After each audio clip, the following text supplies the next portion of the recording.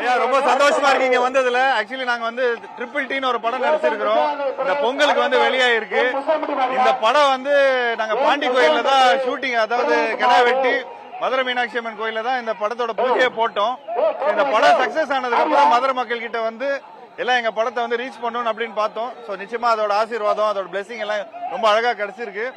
First time நான் வந்து இந்த மாதிரி ஜல்லிக்கட்டு ப்ரோக்ராமுக்கு வந்திருக்கிறேன். உண்மையிலேயே ரொம்ப வியந்து போயிருக்கிறேன். ரொம்ப சந்தோஷமா இருக்கு. சோ நிச்சயமா இது வந்து ஒரு மறக்க முடியாத ஒரு பொங்கலா எனக்கு ஒரு அனுபவமா இருக்கு. சோ ரொம்ப சந்தோஷமா இருக்கு. மதுரை மக்களோட அன்பு பாசம் என்னைக்குமே அதுக்கு குறையே இருந்தது இல்ல. சோ நிச்சயமா இந்த படம் வந்து தியேட்டர்ல போயிட்டு வந்துட்டு இருக்கோம். சோ அந்த கேப்ல வந்து இங்க ஜல்லிக்கட்டை பார்க்கணும்னு ரொம்ப ஆசைப்பட்டேன். சோ எங்க படத்தோட டைரக்டர் இருக்காரு, எங்க படத்தோட அசோசியேட் ப்ரொடியூசர் இருக்காரு, இவரு மதுரைக்காரர் தான். என் சார்பா இன்னும் படத்தோட சார்பா இவரு நிறைய பேசுவாரு.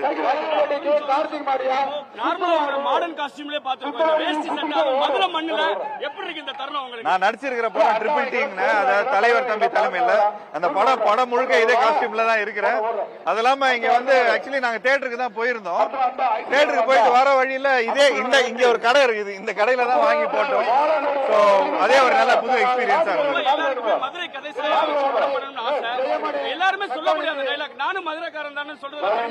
ரொம்ப பெருமையா இருக்குதுங்க. ஆக்சுவலி அதாவது மதுரையில இருந்து ஒரு பக்கத்துல ஒரு 5 கிலோமீட்டர் 10 கிலோமீட்டர் 50 கிலோமீட்டர் 100 கிலோமீட்டர் இருந்தா கூட அவங்க மதுரைக்காரன் தான் சொல்லுவாங்க.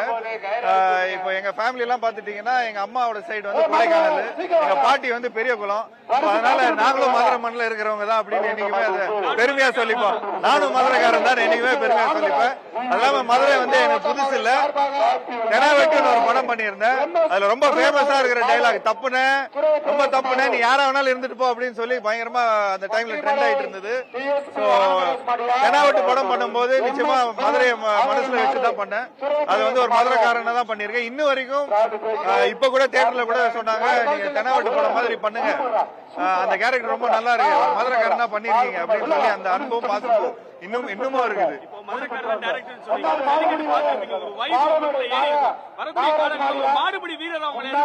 நிச்சயமா இப்பதான் பார்த்திருக்கிறேன். சோ நிச்சயமா அந்த மாதிரி ஒரு ஐடியா டைரக்டர் கையில போயிருக்கு. சோ நிச்சயமா அது வந்து ஒரு தாட் ப்ராசஸ்ல இருக்கும். இன்னைக்கு நைட் வந்து ஒரு பெயிண்டிங் மாதிரி என்னோட கண்ணில் வரும் அது.